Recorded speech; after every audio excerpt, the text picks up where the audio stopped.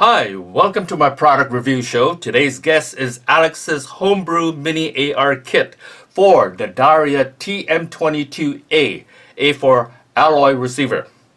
Now, there's a couple of things I need to mention before I start. One, I'm getting over a cough and cold, so please bear with me because I'm going to sound rather nasally. And two, for full disclosure, I'm not getting paid to do this video, but I am getting this kit for free. So thank you very much, Alex, for sending it to me. Okay, now this kit retails for $230 plus $20 shipping. I know it's rather expensive in relationship to the price of the rifle. And on top of that, my timing sucks. This was supposed to be done a couple of months ago. Unfortunately, Canada postponed strike, and here we are. And on top of that, there's a looming phase 3 of Canada gun ban coming up next month. And you're kind of wondering, should you kind of spend this kind of money? Should the TM22 be on the list? Well, in my opinion, humble opinion, I don't think it will be on the list. Simply because even though you can dress up the TM22 to look like an AR, but in all honesty, it'll never look like an AR. And simply because the receiver is, the grip, yes, the grip is from an AR and the stock is from an AR, but so is some bolt action rifles out there. They have the same grip and the same stock. That's common, so that's nothing to do with it. But if you look at the receiver by itself, there is no way it looks anything like an AR.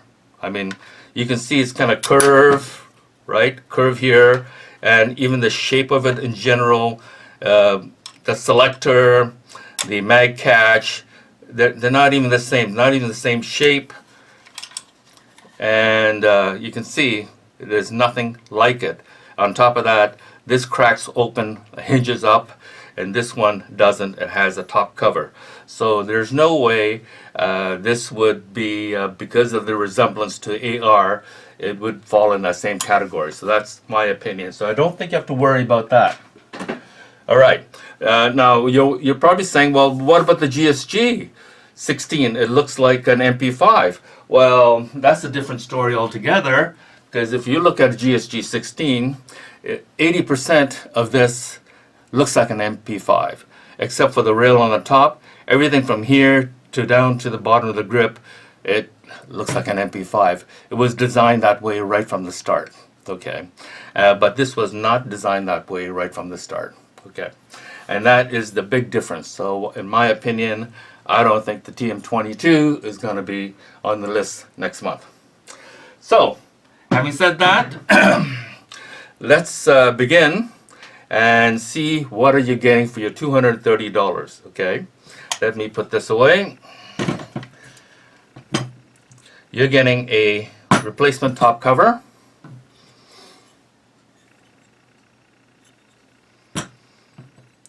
a charging handle,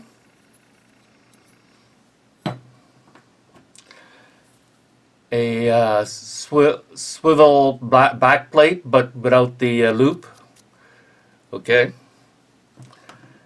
and a anti-tilt insert. That's what you're getting. And by the way, this is it mentions over here in the back of the label here that it will fit your Gen 1 and your Gen 2, but it will not work with the feather. The feather is the AR type looking one, but it's the plastic polymer receiver, so it will not work with that. Okay, and of course they have a website, alex-homebrew-.com. So if you can contact them there. All right, so let's begin. I have their instruction on this tablet, and I'm just going to go through the instruction. Okay. First thing you do is remove the top cover, and there are 3 screws, hex screws, on top. Now, the front one, I already removed it because it was attached to the handguard. So I'm removing the two back ones, okay?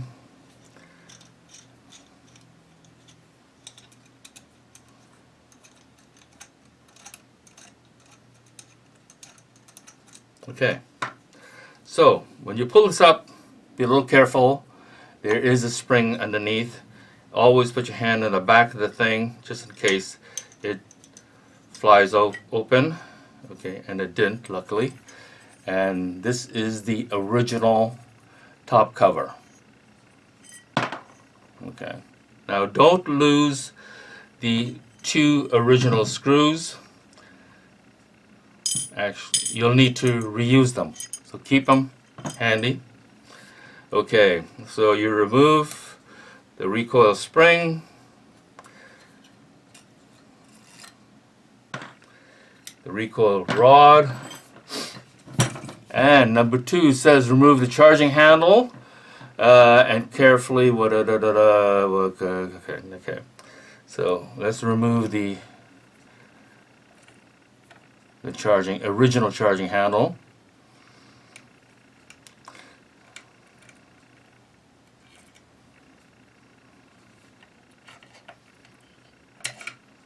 Okay. Always put them together. I'm gonna put it back. Okay, so then you pull up on the bolt. Now it wants you to take the anti-tilt insert, coat it with a little bit of oil, okay, and place it on the bolt. This is the bolt, this is the top part, and it goes like this. Okay, see? Goes like that. There's only one way, actually. You can't put it any other way. This won't fit. So there's only one way you can put it. Okay, so that's what it says. Put a little bit of oil there. Okay, and it says the top should be flush without any gaps. Okay, and number 3, slide the bolt assembly with the charging handle. Okay, so like that,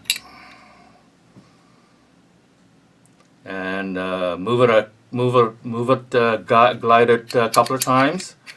It should freely without resistance. Okay, I'm having a little problem. It's not gliding. So in other words, if it's in the receiver, you're pulling this, you should be able to pull the bolt back, and it does work. But also, when you have a cartridge in here and it goes off, the bolt should be freely moving back without the charging handle moving, and it doesn't. Something is getting stuck here. Okay, and I can see what the problem is. I can see the problem is that this insert is getting hung up on this little movement here. So if I remove the bolt and leave the insert in there, and I'll try to glide it free, it's not moving free. It's getting stuck on that little corner here. So I'm gonna have to, I did talk to Alex about it, and he says tilt this on at 30 degrees and rub it like this. Okay, so what it does, it puts a little bevel at the corner like that. Let's see if that helps. It doesn't. Let me try that again. A little bit more. It doesn't move freely. It should be moving freely. So what I'm going to do is take a file, okay, and I'm going to file this. I'm going to put a little bevel on that.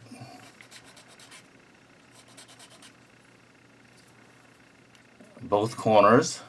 See the corner here?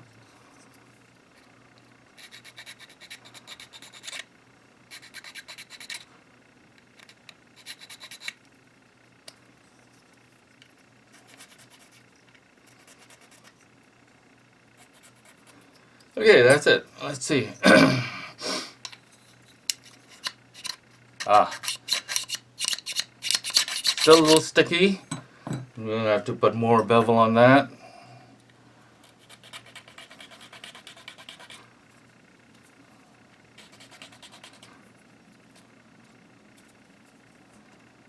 Okay.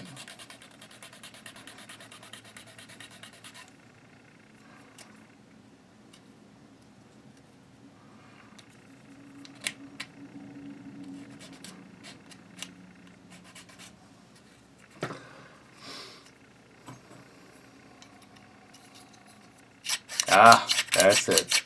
That's what I'm looking for, okay? So let's resume again.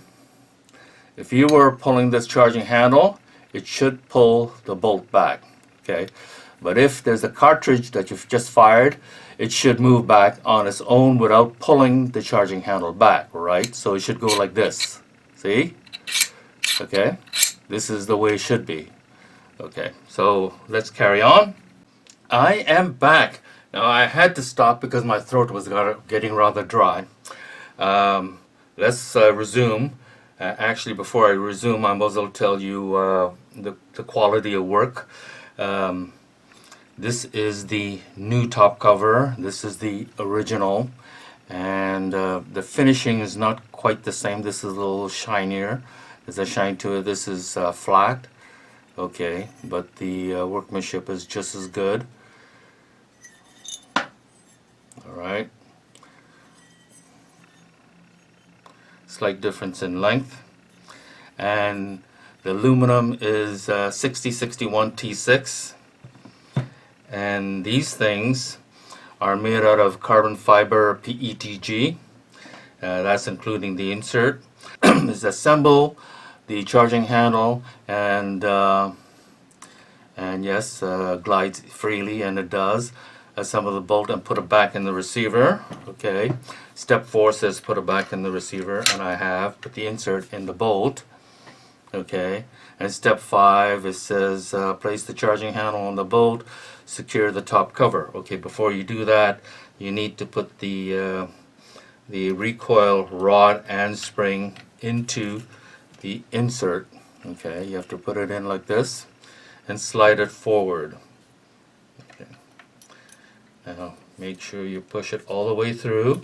Hold the spring till it snaps it securely to the back, so the rod's in place properly. Okay, so this is the way it looks. Don't forget that bushing, brass bushing. Alright, now once when you get to this position, take the new charging handle. It's greased, as you can tell. Place it on top like that. Then take the new top cover. This is the one without the hose. Place that on top. Okay. Oh, by the way, before I say that, the back of the top cover has a ball bearing and is spring loaded. As you can see here, it's spring loaded, ball bearing. And what that does, it retains the charging handle in place on that hole. So the ball bearing fits into this hole and holds it in place. Okay. So it doesn't slide back and forth while you're firing it. And that's how it fits in like that. Okay, let's put that in. Now the three original screws goes back in with the longest one in the back. Do not force the screws in. Tighten them by hand first, loosely, like that. Slip handguard back in. Make sure you go through the spacer.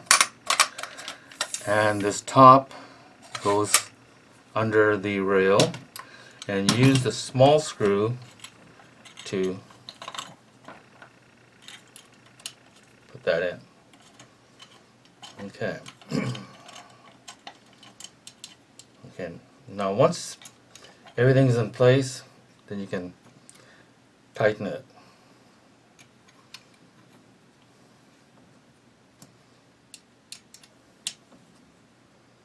Okay, you're not finished, but this is what it looks like. It's pretty darn cool, doesn't it? Okay, you're not quite finished. Okay. Let's see, number 6. It wants you to remove the castle nut. Okay, this has already been loosened, so I don't have to use the wrench. Okay, unscrew this. Unscrew it all the way to the back.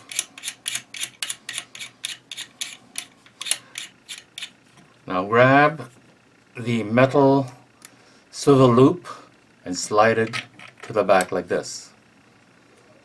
Okay, so what happens is that it's free up this screw in the bottom here, right here. Okay, when you do that, you can now remove your buffer tube. You need to replace this, and the reason why is very simple. You can see they shape very similar. It doesn't have the swivel loop for the sling. Okay, and also the top part is a lot skinnier. Okay, because this top part will prevent the new handguard from coming back, so it has to be smaller. Now, if you want to keep the loop on the metal loop, this is probably not strong enough to hold a loop, a sling. You could take this and cut off about 1/8 on the top, 1/8 of an inch right across the top, and then you can reuse this if you want to do that. Okay, so now it doesn't matter which way you put it in. You just slide it in, replace the metal one like this. Okay, goes to the back. Now screw the buffer tube back into the receiver.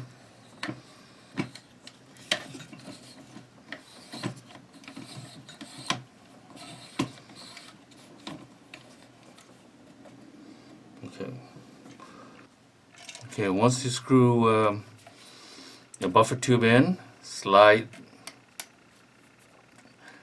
the plate, PETG plate forward onto the screw. If it doesn't fit, use a skinny screwdriver and turn the screw till it fits. Okay.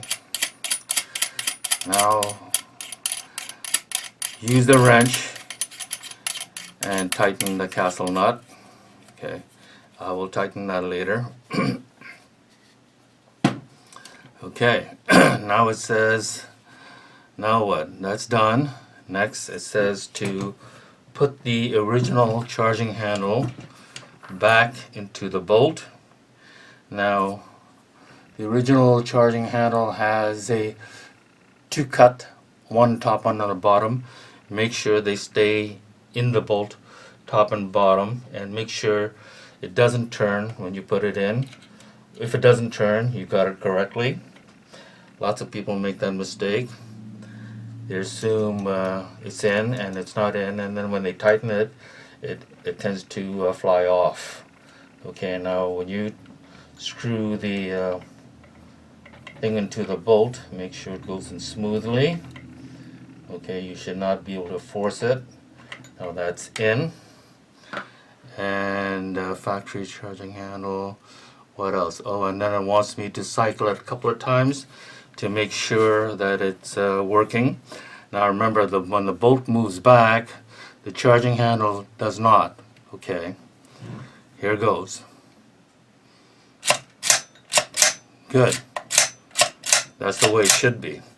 And when I pull this, this should also move. Great. It works great. Now the next thing I'm going to do is take it to the range and see if it works. Okay, when I take it to the range, I'm going to have to remove this. I don't need this. Once this is in, I don't need this. Okay. Now the nice thing about having this new charging handle is that this, first of all, it is rather small. A lot of people don't like it. And number two is just because it's screwed in and it tends to unscrew itself and tends to fly off. So that's why it's also a nice to have a new charging handle that doesn't fly off. But when you're using this, I would caution you not to have your stock in this position, okay?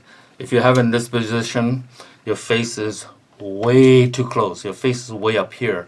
And should for some reason the bolt catches, the charging handle will come back, okay? So you see how far it's going? You don't want to put your face this close. So the first notch, okay, like this, the first notch here is as close as you should be, okay? So if your face is over here, you're good. All right, so next, I'm going to take it to range and I'll be back. 25 rounds.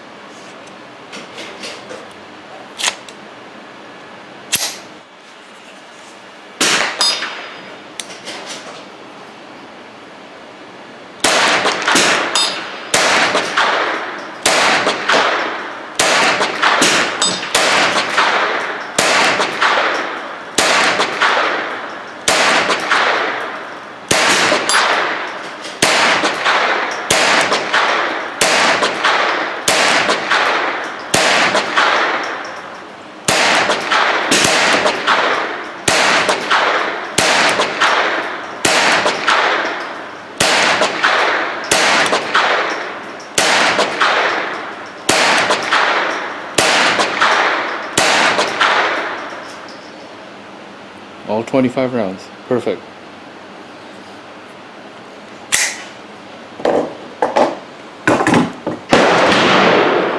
I am back from the range. The product is amazing. Not a single hiccup. It worked flawlessly. What's more amazing is the creator. A Canadian ingenuity. A Canadian with balls to put his creation into production and share it with the rest of us in face of the anti-gun government in Ottawa. So kudos to Alex for doing that for us. But he wasn't the only one that was thinking of charging handle like this. I thought of it too, because I have lots of videos, plans to come out, and I needed to solve this first. But my direction was different. I was thinking of more of a reuse. How do I reuse this? And I've been kicking the can around for a while and I haven't come up with a solution. So I'm kind of glad that Alex came up with this. So therefore I don't have to spend my time racking my brains to figure out how to take this and do that. Now I know it's just not possible.